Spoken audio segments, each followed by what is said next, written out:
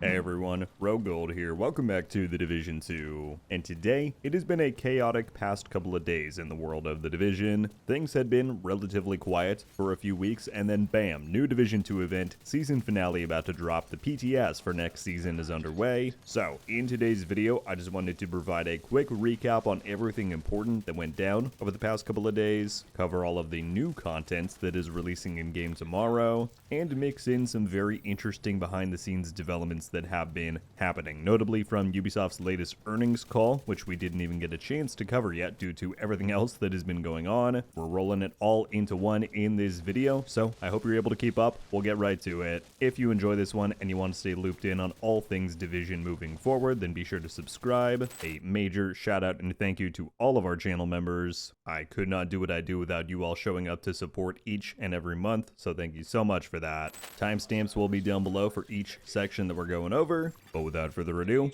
let's get to it. Alright, to begin, we'll keep this first section brief as our past few videos have been covering all of this stuff, but in case you haven't heard, I wanted to give you a bird's eye view of what's happening with Year 8 Season 2 Into the Dark. Right around when I'm releasing this video is when Phase 1 of the public test server for this update is concluding, and from that test, we know a couple of key details about this next major update for the game. Year 8 Season 2 is titled Into the Dark, at least in part as the update revolves heavily around the Dark Zones. The most notable new feature there being that a PvE Dark Zone is being added as part of a new DZ rotation system that is also adding in a long-awaited Shade and Expertise normalized DZ for those who want a PvP experience more akin to how Conflict is balanced, and all of this revolves around the season's core themes and progression loop, which involve you farming a new resource type within the PvE Dark Zone, and then trading that in back at the base for increased power via your seasonal modifiers. The Dark Zone vendors across DC have also gotten a large boost in their reward offerings, so whichever Dark Zone you choose to engage in, you can score some further progress there. Then, the PvP side of things is also set to see some big improvements. For one, it has been confirmed that an anti-cheat update is arriving alongside this season. That's been getting teased for a little while. The devs acknowledge that this and getting a grasp on the cheating situation is crucial in order for any other PvP changes made to truly hit. And so, in light of that, after years of waiting, we are finally receiving a wide-scale PvP balance pass. This is supposed to be the first of a multi-phase effort, with this first phase specifically tackling gear and weapon talents, exotics, and gear sets. But between changes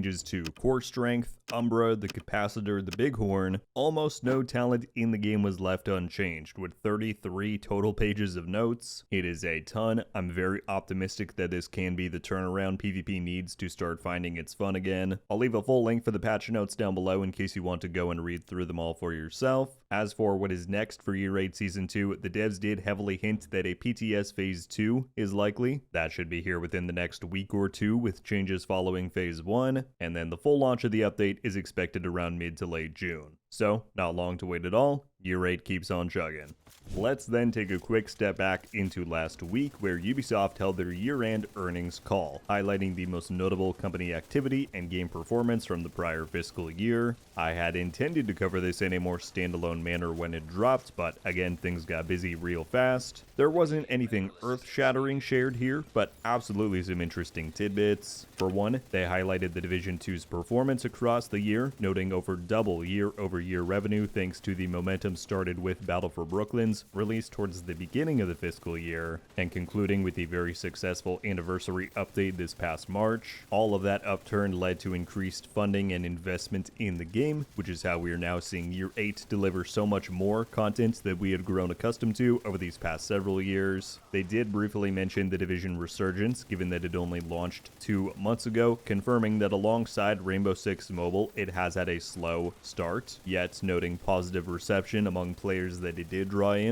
I think some have enjoyed it, for sure, but from my observations over the past couple of weeks, it seems as though the team has struggled to get a grasp around the various bugs and issues that launch had delivered, leading to a lot of frustration. And with their roadmap pretty much stating that no new content will be coming out until December, I'm quite curious to see how things pan out for them. But looking ahead to the coming fiscal year, this is where we start to get some real juicy details. Regarding the Division 2, they do confirm that Year 8 is set to feature 4 total major updates and seasons. Not a huge surprise given the accelerated development and release schedule we have been seeing, but still notable. This will be the first time that we've had a Season 4 of any year, all the way since back in Year 2 in 2020. Pretty crazy to think about. And then, probably the biggest gem here, this does provide definitive confirmation that the current target release for the Division 2 Survivors is within this fiscal year. Recently, there's been a lot of debate on if Survivors would launch this winter or perhaps try and wait until winter of 2027 to still capitalize on that real-world season reflection. This, though, clearly states that Survivors is set for this year and is part of the Year 8 roadmap.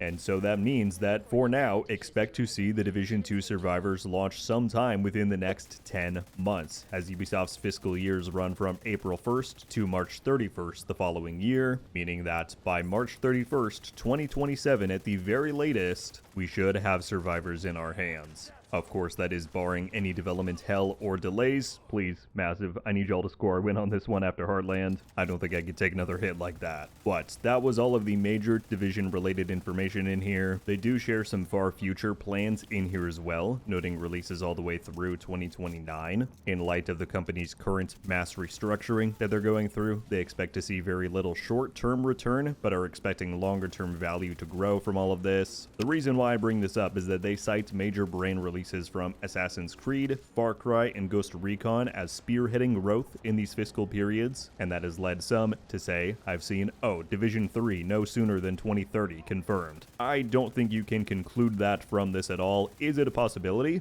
Absolutely. But they do note that those 3 franchises are not all of the major brands set to have releases, and as we know, despite recent investment given, Ubisoft has always treated the Division like a bit of a black sheep. They often do not tout it when they could instead rattle off about Assassin's Creed or Rainbow Six instead. At this point, I still think that 2028 is a fair window to anticipate a Division 3 release, but given the trajectory of the industry and Ubisoft's new insistence on mass delays to ensure quality, I could very well see 2029 being a reality as well. So far, I think 2030 is pushing it. That would be a long dev cycle, but as long as they're given time to cook and make the game that we want and deserve, I'll be happy. At this point, I just have to hope that Ubi does not meddle with the process. They do go on in here to talk about the creativity and efficiency boost that AI is bringing their dev teams. Yuck, is all I have to say. Automate processes, sure. Use it to speed up concept exploration phases, fine. But keep that out of the creative development process. Let the devs do what they do best, create stunning new worlds for us to explore. Even if I have to wait another 3 years for this, it'll be worth it.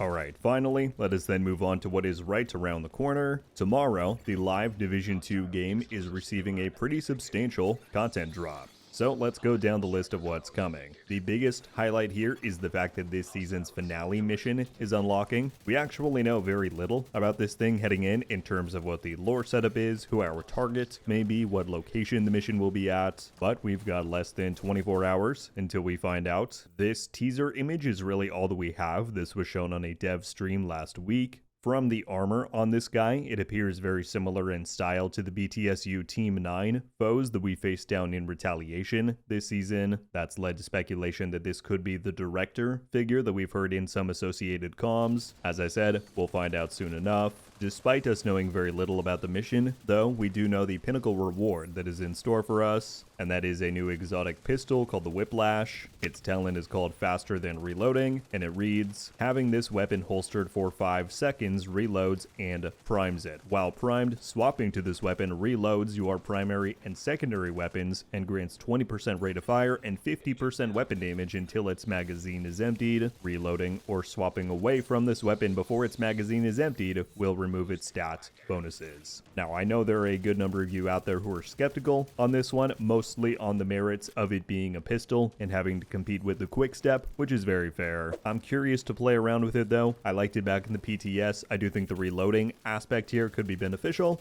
We'll find out. As per usual, this will have a chance to drop from any difficulty that you play the climax mission on, but if you do go and take on the hardest master difficulty, it will be a guaranteed reward on your first completion. One final note note is that if you do wish to partake in this season's climax mission, just keep in mind that you only need to complete the 3 Scout HVT objectives. The rest of the scouts on the list are entirely optional. That is not all arriving tomorrow, however, as we also have Phase 2 of the Brooklyn Celebration event kicking off. We covered this pretty extensively in our dev stream recap video last week. I will link that down in the description in case you want further details. Of course, we had the new event pass unlock back on Thursday, and that will continue to run, but this second phase includes the commencement of an all-new global event called Corrosive Shell. It makes enemies more vulnerable to status effects, and eliminating them grants you the usual huge stat boosts. The event will also offer its own unique mask reward, shown here. Perhaps most excitingly, though, is a new permanent hunter is being added to Brooklyn's open world. This is a preview of the mask reward we will get for finding and eliminating him.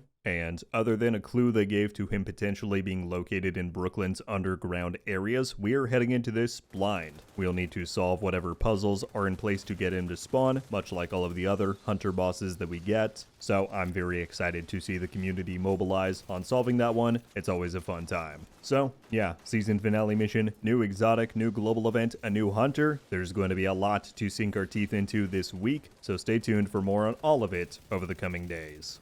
There you have it, folks. That is your complete rundown on what is happening right now in the world of The Division. I wasn't lying. From stuff in the live game, looks ahead toward next season, and behind the scenes updates, there's been a lot going on, and that's not even to mention the new hirings that have gone up for both the Division 3 and Survivors teams in the past few days. This is the first time that we've seen massive open up on new listings in close to a year. So things are happening, my friends. I hope you're ready for what's to come. At this point, I'd love to hear any and all thoughts that you may have about all of the information that we went over today. How are you feeling about next season, the content we're getting this week, what's going on with Ubisoft behind the scenes, and as always, any questions you have about what we went over, leave them below and I'll do my best to respond. That's all I've got on this one though. Thank you all so much for coming by and watching. I will catch you back very soon, but until then, RogueGold.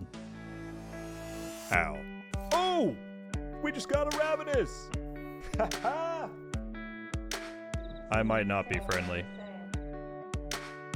Let's go. Coming to the Division 2. Let's go. And